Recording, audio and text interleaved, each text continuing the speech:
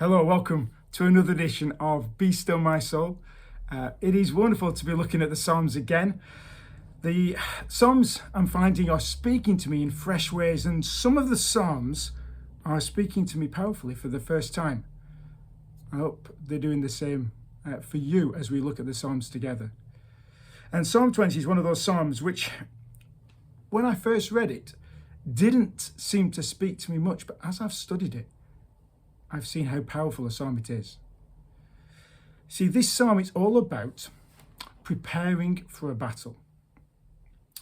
How do you get ready for some great challenge?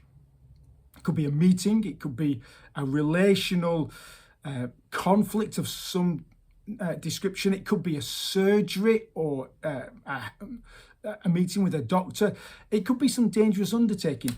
What do you do? How do you prepare before going into battle? Well, in Psalm 20, the people of Israel are on the verge of a great battle. But surprisingly, their focus in this national prayer, this national anthem, as it were, is not on themselves, but it's on their king, their leader. You see, back then, the people knew that as it goes for the king, as it goes for the leader, so it will go for the people.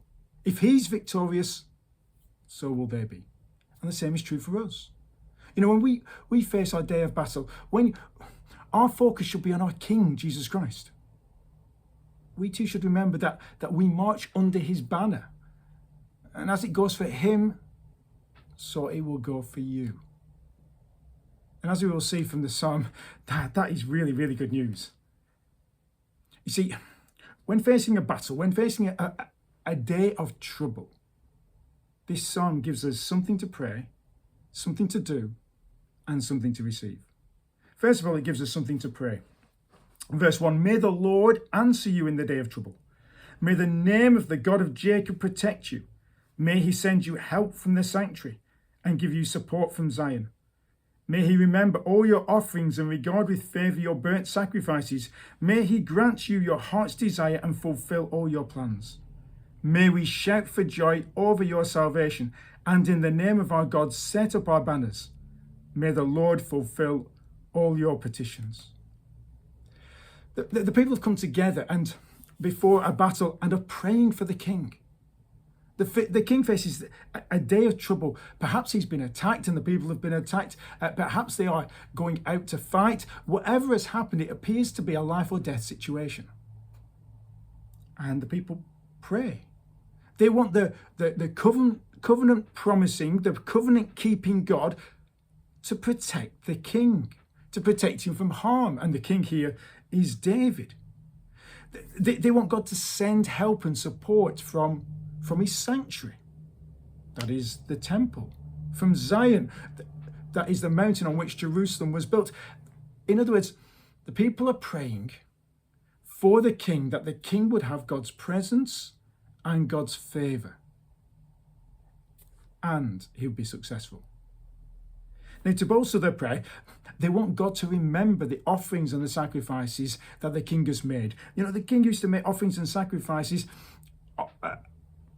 outside the temple on behalf of himself, on behalf of the people, to make atonement, to take away sins. And they want God to remember those offerings and fulfill the king's desires and plans in return, because the welfare of the people rests on the success of the king. If he's victorious, then they will rejoice, they'll celebrate. Now, we should pray in a similar manner when we come to a day of trouble, when you come to a day of battle or difficulty. But there's one difference. They were looking forward to the king winning the victory. Our King Jesus Christ has already won the victory. And he's done so through his offering and sacrifice of himself on the cross, through his death, through his resurrection, and through his enthronement now in heaven. He has won the victory. And so we don't pray for Jesus Christ to be victorious, but we pray in light of his victory that he's already won, that he would apply that victory in the world. He would extend his kingdom. You see, we pray on the basis of a victory already achieved. And so when you come to that day of trouble in your own life, You can begin by praying that God would apply his victory of Jesus Christ to you, to us,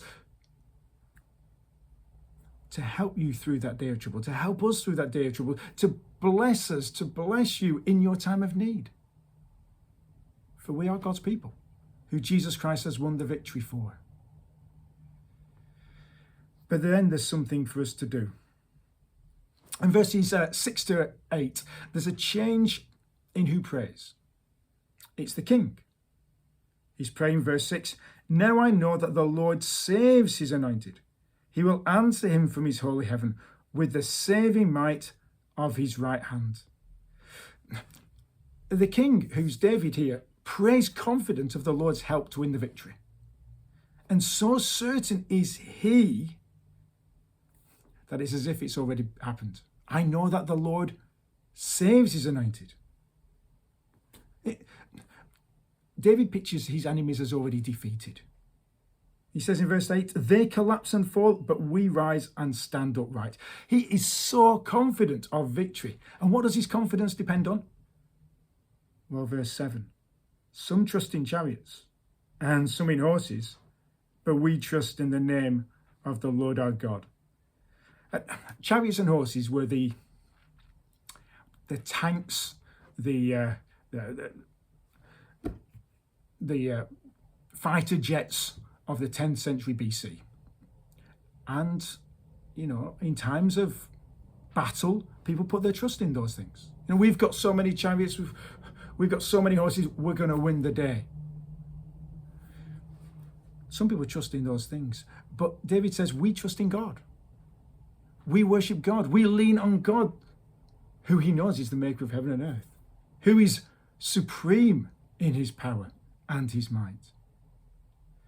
When you face a day of temptation, isn't it easy to place your hope in yourself, in your abilities, in your thinking, in your behavior, in your goodness, in your family, in your friends, in your money, in doctors, in the NHS? But we know that all those things are flimsy and fragile, and trusting in them will simply make you anxious and worried and afraid, because they can let us down, and we know that they do let us down. Instead, we're to look to our anointed King, to Jesus Christ, who will never let you down. God always, answers his prayers. And because God always answers his prayers that he prays for you, always honors his sacrifice that he made for you, therefore, if you're trusting in him, then you can know that God will not let you down, that God will answer your prayers, that God will come through for you, because your King has won the victory. The honor of Jesus Christ is at stake in your deliverance. And so even if things are tough, even if things don't go as you want them to go, you can know that you are safe in the hands of God, because he is your shield, he is your defender, he is on your side. But finally, there's something for us to receive. And verse 9 is a wonderful verse which sums up this whole psalm. It summarizes the prayer of the psalm. "O Lord, save the king." And it sums up our hope. May he answer us when we call. And so we're left at the end of this psalm with a strong sense of assurance. The king's prayers will be answered by God. We can know for sure that God will come through for the king, and therefore he will come through for us. God will answer the prayers of the king, and so you can be sure that your prayers will be answered because of him.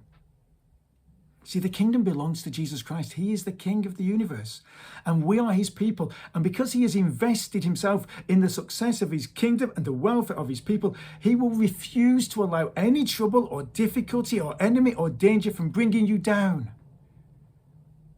As the Apostle Paul said, if God is for us, who can be against us?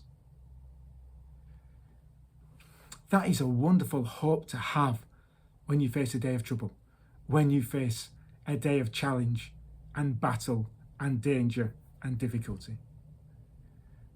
There's a wonderful old hymn which I think sums up the mood of this psalm so well, and it's a hymn that you can sing when you face your day of trouble. We rest on thee, our shield and our defender.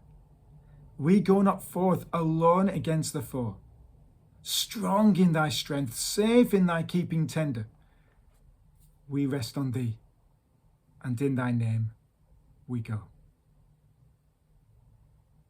Thanks so much for tuning in and listening. Until next week, God bless.